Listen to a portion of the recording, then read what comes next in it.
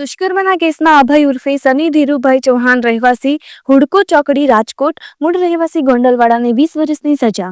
ધોરાજીના મહેરબાન additional district and sessions જજ શ્રી અલી હુસૈન મોહિબુલ્લા શેખ સાહેબે આજરોજ આરોપી અભય ઉર્ફે સની ધીરુભાઈ ચૌહાણને સગીર વયની ભોગ બનનાર સાથે શરીર સંબંધ બાંધવા બદલ તકસીરવાન ઠરાવી અને 20 વર્ષની સજા કરેલી છે. ધોરાજીના મહેરબાન એડિશનલ ડિસ્ટ્રિક્ટ એન્ડ સેશન્સ જજ શ્રી અલી હુસૈન મોહિબુલ્લા શેખ સાહેબે આજરોજ આરોપી અભય ઉર્ફે સન્ની ધીરુભાઈ ચૌહાણને દુષ્કર્મના કેસમાં 20 વર્ષની સજા ફટકારેલી છે.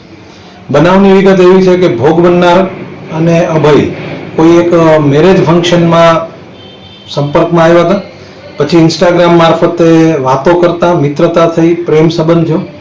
ભોગ બનનારની ઉંમર 16 વર્ષથી પણ નાની હતી અને આરોપી અભય ત્યારે ગોંડલથી ભોગ બનનારને ભગાડી જઈ અને મુંબઈ લઈ ગયો. મુંબઈ 20 દિવસ રહ્યા, ત્યાં શરીર સંબંધ બાંધતા. આ તમામ સંજોગોને ધ્યાને લઈને ગોંડલ પોલીસ ત્યાંથી મુંબઈથી પકડી આવી.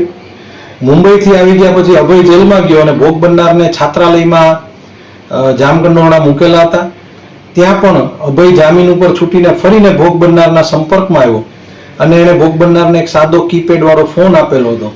ગૃહમાતાની સતર્કતાને લઈને આ કીપેડ વાળો ફોન પણ પકડાઈ ગયો અને ભોગ બનનાર ત્યાંથી ફરીથી અભય અને તેનો મિત્ર સાગર ઉર્ફે લાલા સાથે ભાગી જાય છે. ભાગીને દિલ્હી ગયા. દિલ્હીના કોઈ એક વિસ્તારમાં 18,000 રૂપિયાના ભાડાથી મકાન રાખેલું અને ત્યાં પણ ભોગ બનનારની જુબાની પ્રમાણે તેની ના પાડતી તો પણ અભય તેની સાથે ઘરારથી શરીર સંબંધ બાંધતો.